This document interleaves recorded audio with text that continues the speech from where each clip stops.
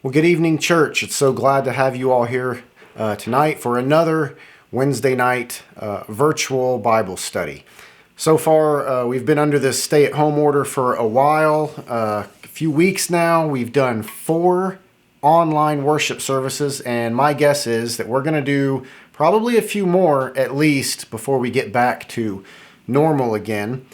And I'm guessing that we're all probably doing a little bit differently with this stay-at-home order. Some of you are doing pretty well, and some of you might not be doing so well. Some of you, probably the introverts among us, are handling this just fine. This is really nothing more than an inconvenience, but overall, hey, this is what we like anyway. This is really good. Stay-at-home order, well, we don't go out quite as much, but no big deal. For others, probably the extroverts among us, this is a big deal. This is just really throwing us off. This has turned our world upside down. Being cooped up like this is just driving us crazy. I thought it would be good, given that situation, to look at some biblical instances of people who have gone through some similar sorts of quarantining. What I mean by that is their movements were restricted as well in some form or fashion. And over the next few weeks, we're going to be putting ourselves in the shoes of some different Bible characters who were cooped up, who couldn't get out and go the places they wanted to go and do what they wanted to do. And so tonight, we're going to start off this short series by going all the way back to Genesis.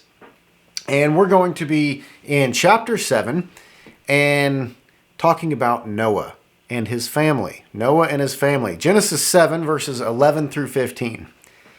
It says, "In the 600th year of Noah's life, in the 2nd month, on the 17th day of the month, on that day all the fountains of the great deep burst forth, and the windows of the heavens were opened, and rain fell upon the earth 40 days and 40 nights.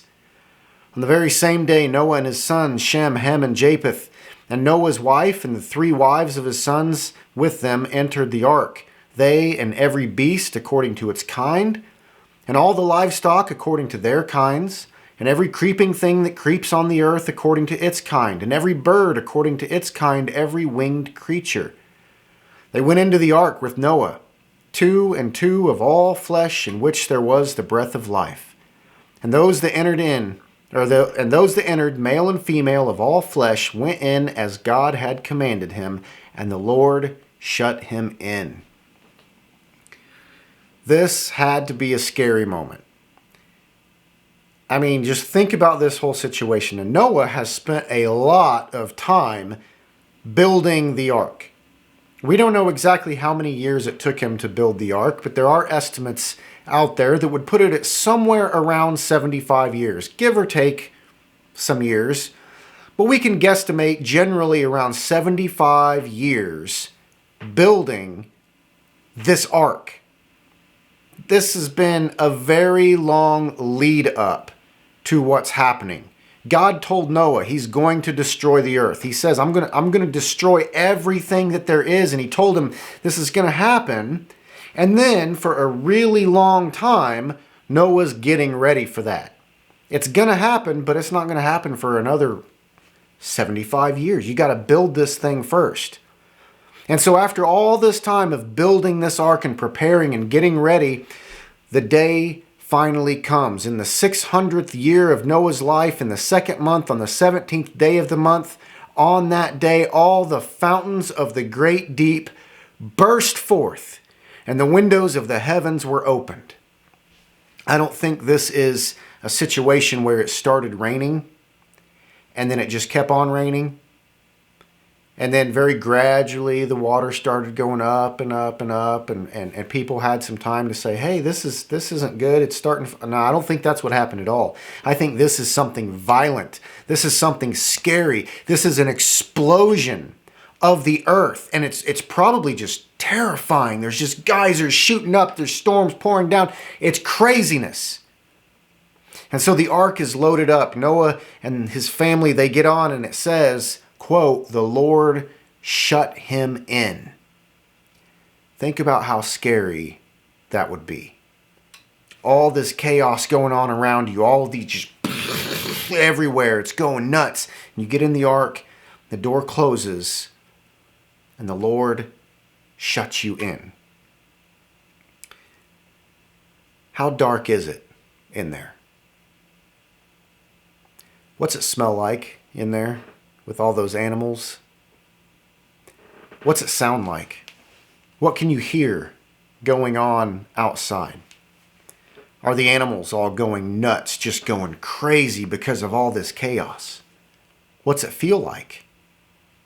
The ark is probably starting to get tossed around as that water rises and all of the stuff is going on. It's getting tossed around. It's lifted up off the dry ground. What's it smashing into? Can you feel the impact as it's hitting things? Is it getting tossed back and forth around? Is it rocking? There's probably some popping and creaking going on of the ark. All of that's got to be pretty scary. And this happens for 40 days. It goes on for 40 days and 40 nights, and the flooding goes on. And eventually the ark, it probably starts to calm down a little bit. The water goes higher and higher, and the ark is lifted up, and it slowly starts to, stop banging into things quite as much. And it ends up being like you're just out at sea with no land in sight. All right, so that's pretty scary. But it also has to start getting a bit lonely. Because in the midst of all of this is the fact that everyone is now dead. Everyone's gone. The whole world has been destroyed. Your home is gone. Your friends are gone.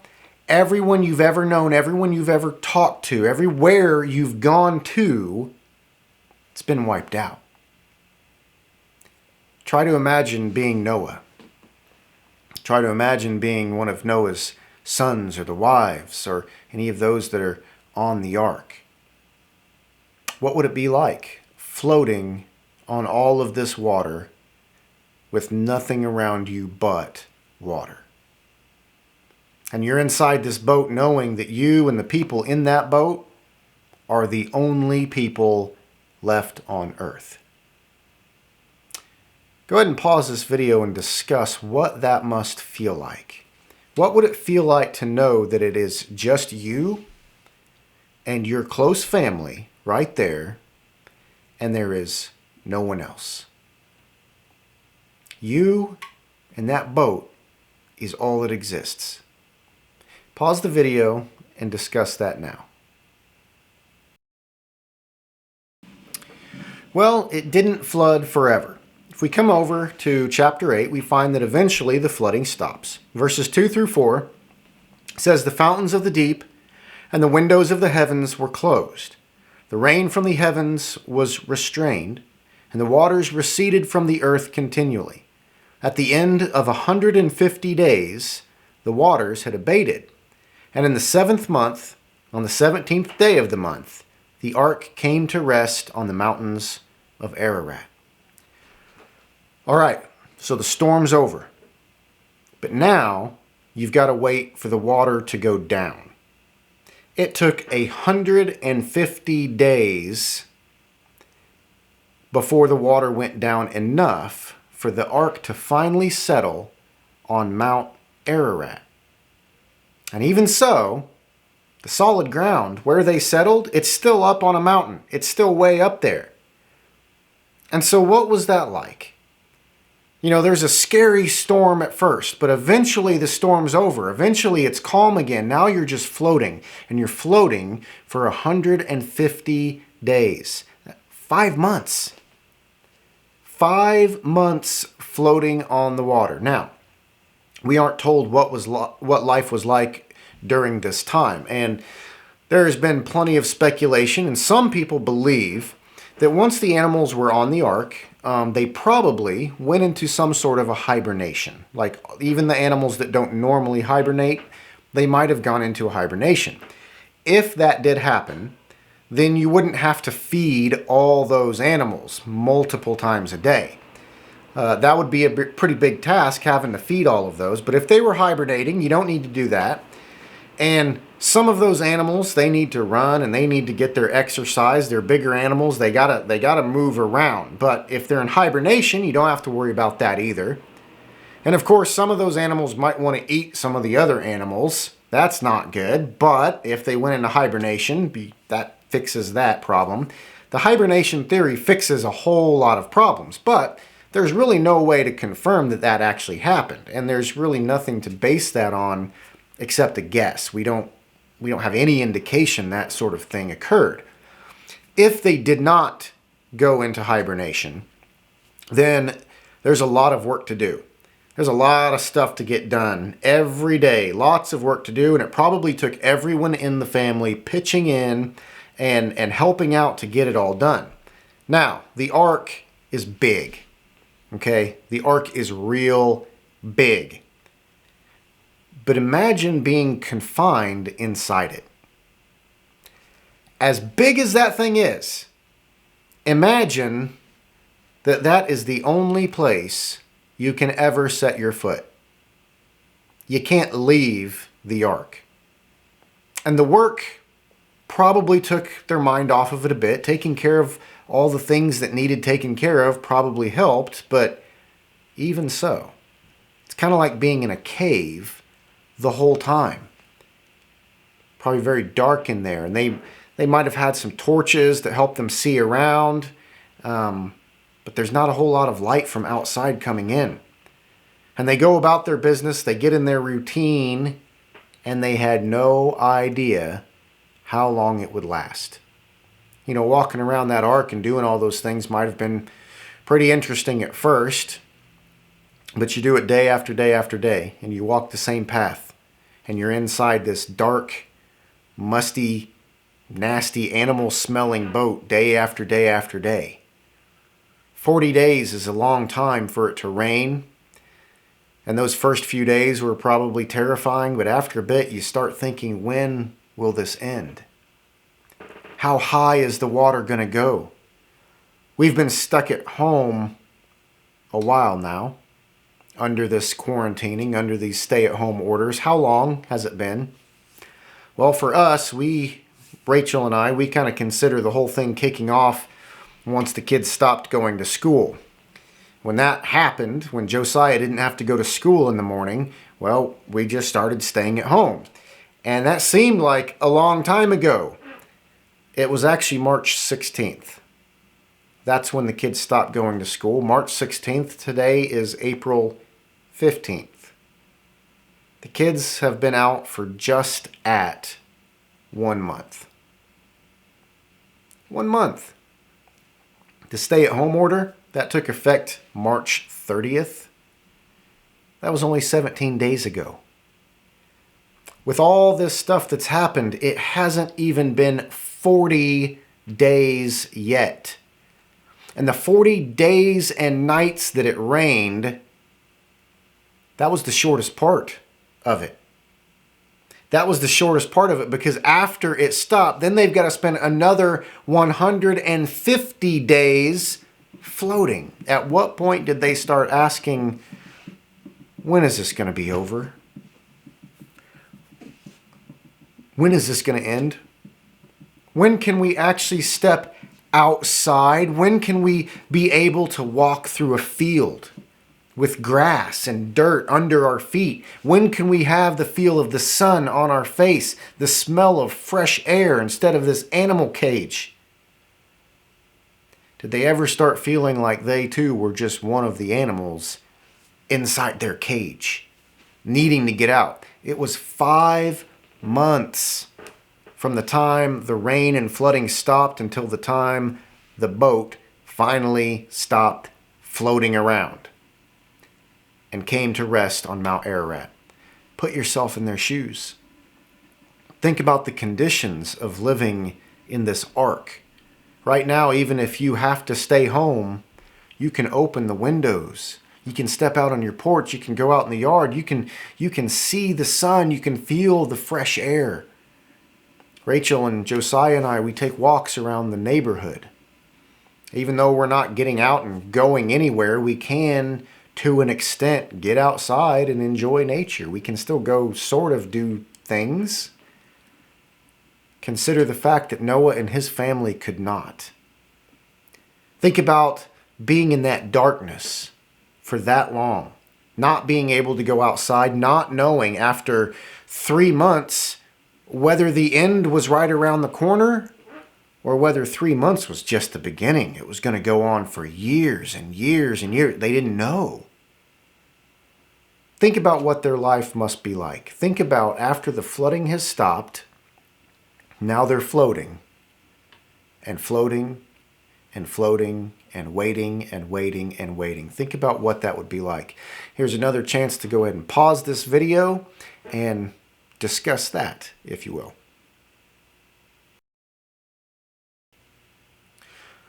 All right, 5 months from the time the rain stopped until they finally landed on Mount Ararat. But that's not the end.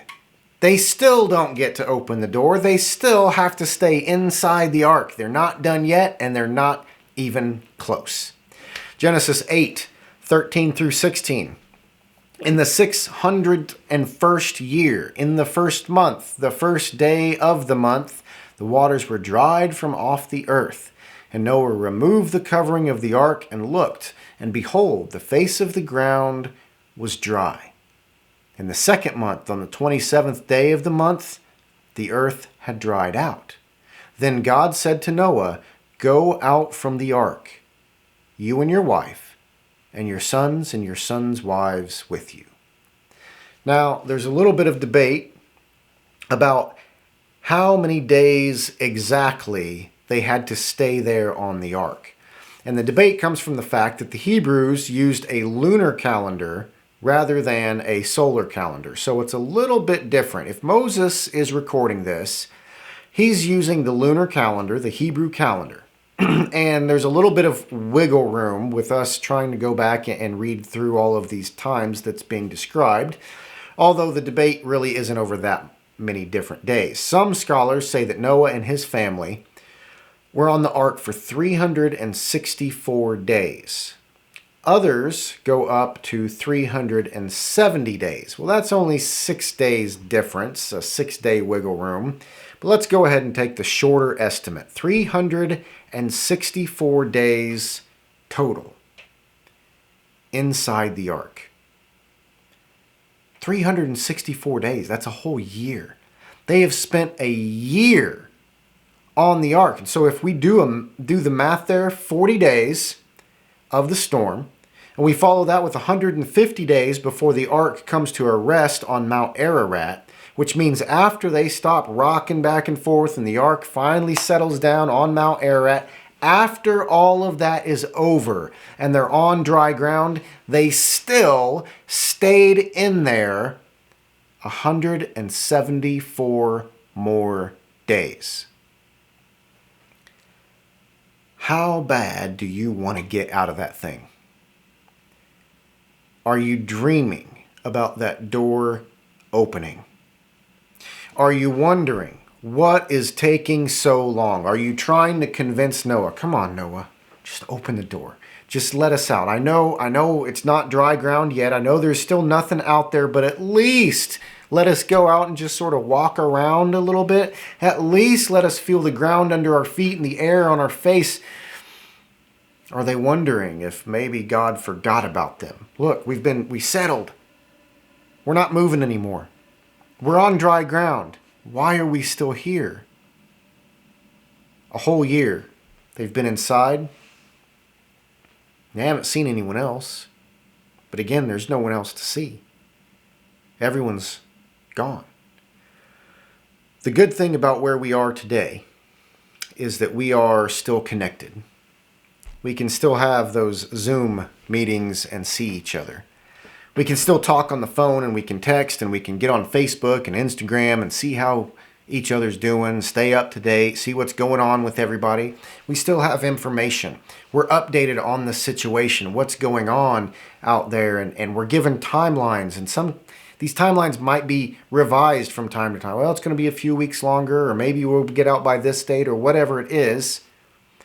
But Noah and his family had none of that. They couldn't see other people because everyone else is dead. They don't have updates and information. They don't know when all of this is going to come to an end. 1 year, could have been 2 years, could have been 5 years, could have been 10 years. Who knows? They're just sitting there waiting. They're waiting and waiting and waiting, and who knows how long it's going to take, and they are completely isolated in the ark. And they're also completely isolated in the world. There's just no one and nothing else out there. That would be pretty rough. That would be cause for some despair, cause for some loneliness, some depression. That would be a hard, hard thing. And so as we go through all of this, consider just how good we actually do have it. For those who are struggling with this quarantining, with this stay-at-home more than average, for those extroverts, those social beings who are just, you're going out of your mind. You're ready to get back out there. You're ready to go back to normal and get back out in society. Consider what it could be. Consider how bad it could get. And count your blessings that is not where we are. Next week, we're going to be looking at another case of isolation that is also worse than what we have it now. But for this week, consider just how blessed we really are through all of this. This really is a count your blessings moment.